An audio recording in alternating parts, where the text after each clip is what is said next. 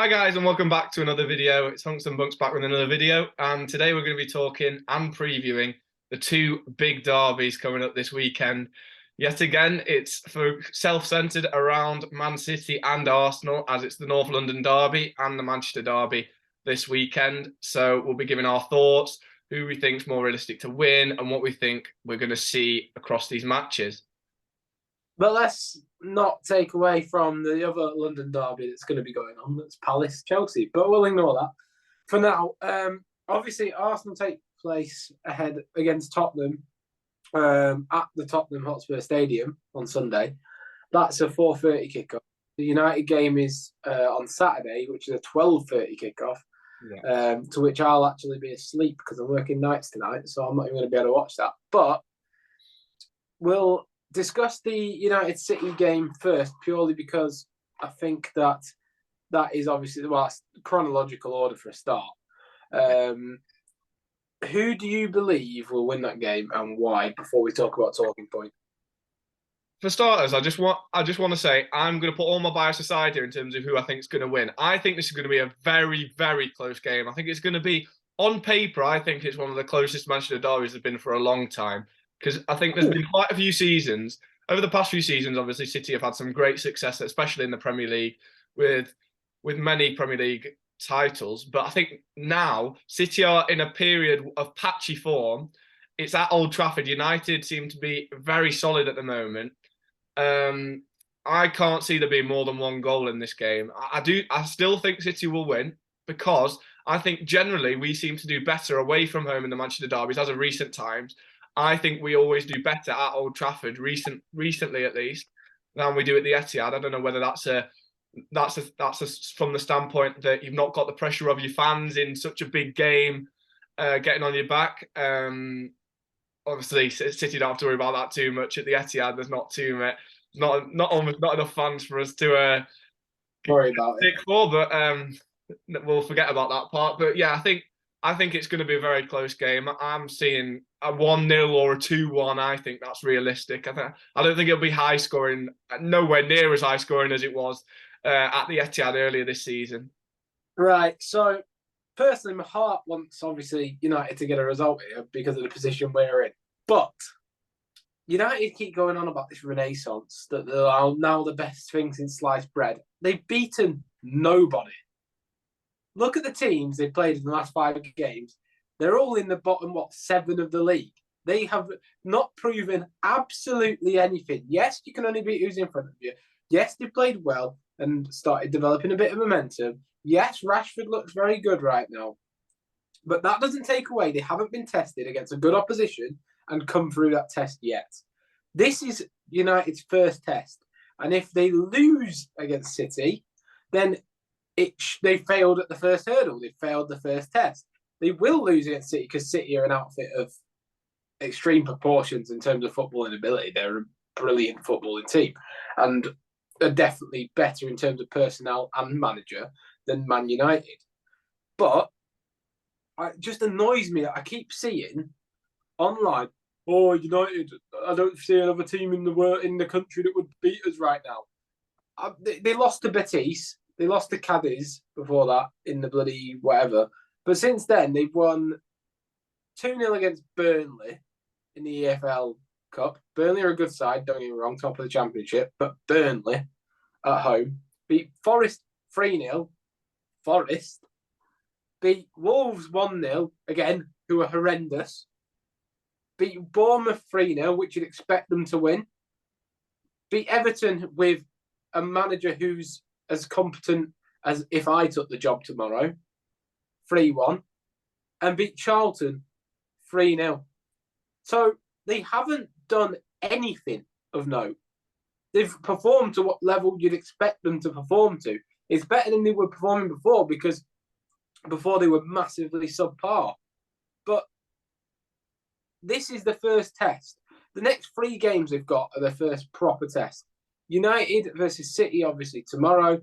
Then they've got Palace versus United. So away at Palace, which is always a tricky game. And then they have Arsenal away. I can see them getting maybe 4 points from those 3 games.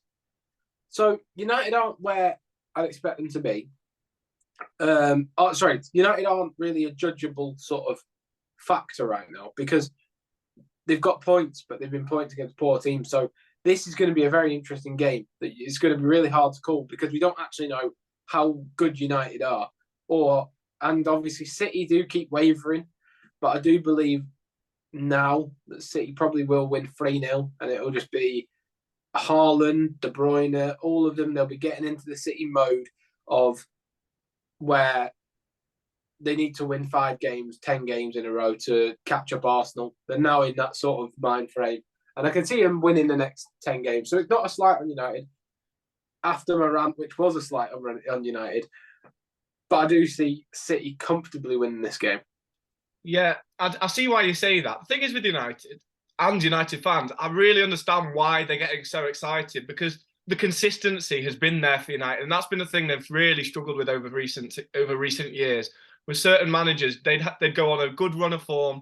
They'd win 3 games. They might win a game against a big side like Chelsea, but then they'd fall against one of your bottom half sides, especially like at home. But that doesn't seem to be a problem this season so far, especially over this great run they're having at the moment. And I mean, I know you're not saying it's a great run, but it's the same with Arsenal at the start of this season. You had a nice run of fixtures and you won all those games, and that led to you building confidence. And then, but come on. I agree that United still need to beat some better sides, and I know, but you are right. You said it yourself. You just need to beat what's in front of you, and that's what they're doing at the moment. That's all they can do. It's a really good sign for United. I keep seeing delusional things online, and it's just riling me up. Like Rashford's the best player in the league this season. Casemiro's the best player in the league this season. Fucking, I don't know. Wan-Bissaka will be next. They'll do a revision on him. You have delusional people for any team, though. I know United is it's very represented. It's very represented on social media, as is Arsenal. But you've got to enjoy the period when your team is doing well. I know. Enjoy this part. When can you enjoy it? That's the question. No, I know, but it's not just United though. It's like Sky Sports, for example, putting out this post that's like the best 3 DMs in the league this season. Who is it? Fabinho, Casemiro, or Rodri? I'm sorry. Where's Fabinho come from this season? It's an imposter. Partey, Rodri, or Casemiro. And to be honest, if you're looking at purely this season, not including quality, because Rodri is by far the best player out of those 3, this season, performance-wise, there's no debate it's Thomas Partey. There's no debate. He's the league leader in defensive midfield in terms of tackles. He holds the whole midfield down for Arsenal with Granit Xhaka. And I know this is getting into a rant, and it shouldn't be, but there is no debate. The best DM in the league this season is Thomas Partey. He's been unbelievable. Don't get me wrong. He's been brilliant, and he's been one of the main reasons why your midfield has turned around. He's the only reason. He's the only reason. Xhaka as well. Xhaka has really turned around in terms of form as well. No. I agree. He's been brilliant this season, but I think there is a debate to be had about Casemiro, Rodri, and Partey. I agree that there's no way Fabinho should be there. And I do think the Casemiro thing is a little bit of recency bias, considering it's only this last. That is where I do understand and agree with you about the fixtures they've had. He's been brilliant, but it has been against poorer opposition, so it isn't really so much of a tell to compare. So I think it is between Partey and Rodri. I think in terms of the whole season, you've got to go on the whole season. Casemiro didn't really fully start the season, so it's Partey and Rodri. I agree it's Partey, but there is a debate to be had. There's a little bit of bias from you here. We were just talking about getting overexcited. I don't think there is, because City have been not City. So if City aren't performing to City's level, that means the whole squad, other than maybe De Bruyne and Haaland, you can say fair enough for them, have been underperforming. At some point, you've got to say some of these City players are underperforming for the fact that they're in the position they are now, where they've dropped points when they're comfortable favourites, with the best squad in the league. There are players in that squad that are underperforming. There are. Rodri is a factor of that. I think Rodri's been very solid this season. I don't think he's the main reason. I think it's more to do with the system. I think it's more. There's been players. Trust me, there's been players that have dropped off. Cancelo, as of recent games, he's dropped off. Foden's not got a look in at all. And just looking defensively, I think Akanji's had a few shaky games. I think that But the Rodri's change in best system game. every game doesn't help. The change in system every other game, it doesn't help. Rodri is the best player in the Prem, arguably, of dictating tempo, and he hasn't done it as much this season. So he's fallen off a little. I'm not saying he's not world class still, he is, but he's fallen off a little. So yeah. Anyway, we're getting distracted from the thing. We said, so you think that United are gonna? No. I think City are going to win, but I think United deserve a lot of credit for where they are now. After the start of the season, they had especially. I know it's not easy to come straight in and you don't expect straight away for results to happen, but Ten Hag seems to be communicating well with not only his players but also with the press and the fans, and I think that's quite reassuring for the United fans, knowing that they've got a manager who's communicating with them quite frequently as well. Do you think if say City draw to United and then draw to Tottenham, is that the title race gone? No, it's not gone. It's not gone because you're not going to like this at all, but because this Arsenal team is not experienced with the latter stages of a season and holding off to make sure that they can earn the title. They're not experienced yet. I still think now that Arsenal have got the best chance of anyone, including City. Out of City and Arsenal, I think Arsenal are still more likely to win it, and I still think you will do. But I still think even if City do poorly in these run of fixtures, I mean, it's so unpredictable, the Premier League. This is my point. I don't think you can ever write anything off. I don't think you can, like before when in the previous video we spoke about Newcastle potentially being a contender. I don't think you can ever fully write them off. But if you play the odds and if you go by the odds and City lose these two games or they draw both games, it's going to be very difficult for us to get back, because if we draw against Tottenham and draw against United are close to catching us up. So it's very difficult to say. It's very difficult to say, but it's going to be a massive. The issue with that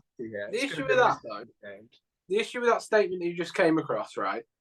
You're comparing teams close to you as being in the title race. No, I'm not. I'm not comparing them as being in a title race, but my point is, in terms of how many points you've got so far this season, City are not at where we usually are. And if we do draw these few games, then we are on the same level as certain other teams who are actually playing better than us at this point in time, but have just stopped at the start of the season. Like United, poor start in the opening few games. Same as Newcastle, quite a few draws early on.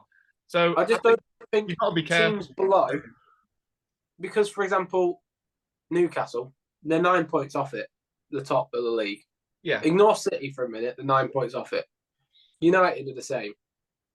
Obviously, Newcastle played a game more. For me, that means that they're not in it. The only two teams in this title race, provided Arsenal don't have a massive destruction of form, are City and Arsenal. Yeah. They're the two that have a chance. I think City will win it because I think City are inevitable. It's like Thanos. But, I just think that's the two teams. Anyone below is irrespective. But, moving on to what the video is actually about, who do you think the key factors are going to be in this Manchester derby? It's quite obvious to me. I think City, when we play United, especially in the Manchester derby as of recent years, it's always been United catching us on the break. So Rashford's going to be the deciding factor for United if they're going to win this game, because his pace in behind. I'm looking at City's new system with Akanji or Stones shifting across into a back three. I can't see them dealing with him on the break. I could easily see City getting caught out in this new system, which we don't seem to be completely adapted to yet. And then Rashford capitalising on that. But if City needs someone to turn up, obviously it's Haaland, but I think it's Kevin De Bruyne more so than ever in this game, because over the past few games, he's not been in the best of form. He's looked a little bit sluggish, and it's a little bit worrying from a City fan's point of view, because it looks like the signs are that he may be slowing down a little bit. Addy is slowly aging now. He's 31. You could say he's probably got maximum 2 seasons, maybe a season and a half more at his highest level in his locker. it is a little bit worrying. But if he turns up in this game, that is going to be the main deciding factor for City to be able to win, especially with Haaland him to provide for him as well. One player's downfall that I think has sort of hindered City a bit this season. Big Silky Ilky. I think his performances have gone off a lot from what they were. Not in terms of overall, say, ability and like how he is on the ball, but just his energy. Yeah. It doesn't seem to be there. And I think that has hindered City as an overall unit as a whole. The weirdness about Foden not playing too much is a bit strange, but he is preferring Grealish of late. But we'll see. As I said, I think City will be comfortable in this game. In terms of the North London derby, then, I'm prepared for an inevitable drop of points here. We haven't won at the new Tottenham Stadium yet. We have Harry Kane, who's literally one goal off becoming Tottenham's all-time record goal scorer. Harry Kane penalty inbound. The referee corruption at the moment has been abysmal. We got not corruption per se, but we've been fined for the game against Oxford for literally a handball where a player just went and complained to the referee. But Fulham in the Chelsea game did the exact same thing. Nothing. Wow. We also got fined in the game before that. Was it against Newcastle? For another penalty shout in the 92nd minute of the game. Right. What are the players going to do if there's a penalty shout? You're not going to not shout for it, are you? Yeah. To which Newcastle, equally, if you looked earlier in the game, surrounded the referee on multiple occasions. To me, I have no issue with the law being put in place for surrounding the referee.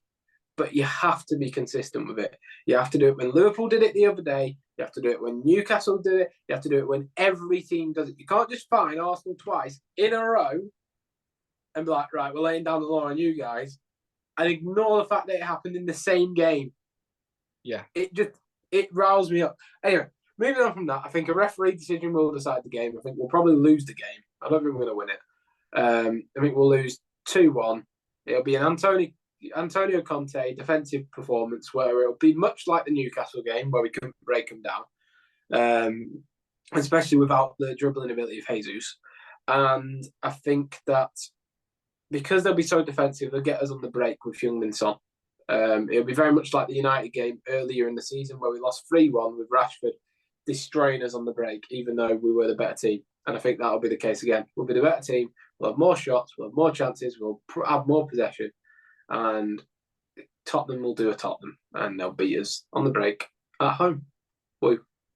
Yeah, I don't see either team winning. I think this is going to be a draw this game because I see it being a cagey affair. I see lots of yellow cards, as you say. I don't think it's cagey from Arsenal's point of view. I think we'll do an Arteta and just try and attack. I agree, but I think Spurs will make it cagey. As you said, I think it'll be a determined Conte defensive performance.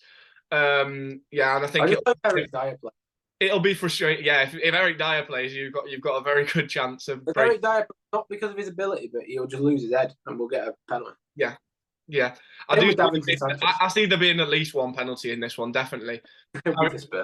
Yeah, it probably will be for Spurs. I mean, Harry Kane is, as you say, after becoming the top scorer of Spurs as well, and yeah, I think they're going to frustrate you, as you say, catch you on the break, and Harry Kane will be as clinical as anything, and it's going to be. I'm going to put something out here, right? If Tottenham lose, which is a big if, because I don't think they will. I think they'll get a point or a win. If Tottenham lose and they lose to City, right? I think Conte's gone. If they lose the next two, I think he's gone. Do you reckon? Yeah. They don't play good football. They've been overperforming this season by a long way when you look at the results, the XG and everything around the sort of stats. When you watch them, they don't seem like they're a good footballing side. No.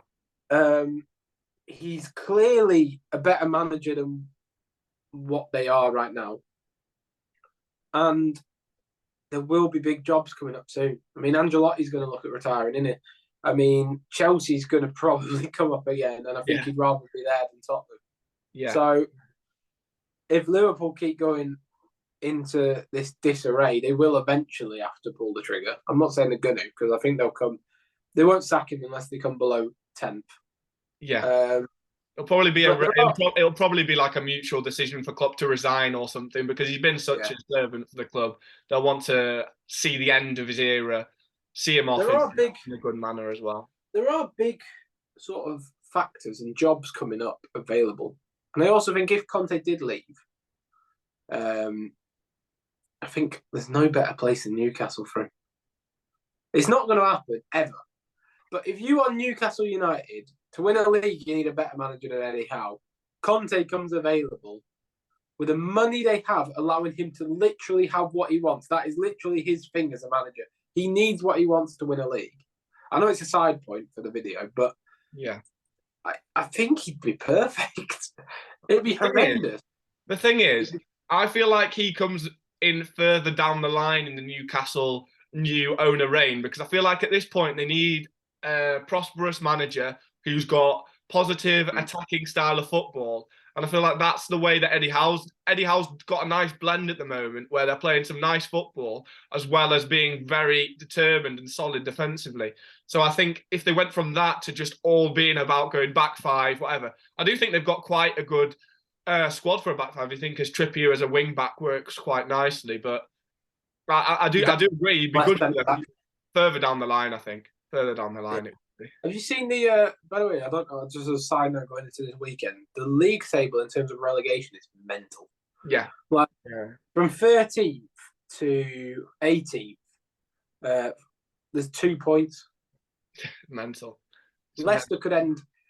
I don't know how results are like as in games that are being played, but Leicester could literally go below Everton if Everton win.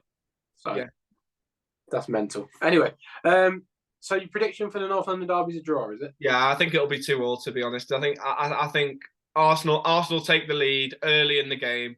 I could even see Arsenal going 2-0 up in the first half. And if we're 2-0 up, we ain't losing. We bring on home. But the thing is with Spurs, I saw this analogy the other day. Spurs are like a student who does no work up until the last week before the exam and then scrapes a pass. They're like that at the moment, as in they'll be awful first half, and then second half they'll just get themselves across the line. I feel like that might happen. I think if we go 2-0 up in this game, the stadium turns and we win 4-0. It's not going to happen. I do see that because it seems to be away from home as well, that when they're going down 2 or 3, they end up fighting back, because whenever I watch Spurs at home, almost every time there's always some boos from the crowd. It's ridiculous how hostile the stadium gets so quickly. The Ashburton army will be in full force. Arsenal will be singing from the rooftops. The fans will be there, and to see us come to a draw. No, I'm joking. I think we'll lose, but I hope we win, and I hope United get a point at City or something. I wouldn't be surprised if there were 2 draws this weekend, and both of the derbies stayed in a stalemate as well as the title race. Honestly, that wouldn't be the worst thing in the world for us, obviously. But I think that imagine it's not going to happen. But imagine United beat City, Arsenal beat Spurs. I'm having a happy week. It's not going to happen. We ain't going to win the league. I already know it. I'm already prepared for it. But while we're there, I've just got to enjoy it. And you lot, you little City fans, you glory hunt the money, little merchants with all your money, I've enjoyed this for so long. I don't know how you've done it, because I am so stressed about it all. We're top of the league, and I just feel like it's going to end and I'm going to cry. And that's just how it is to be an Arsenal fan right now. But yeah, that's been our North London preview. I hope you have all enjoyed. If you have, please be sure to like and subscribe for more from this channel. See you next time. Goodbye. Bye.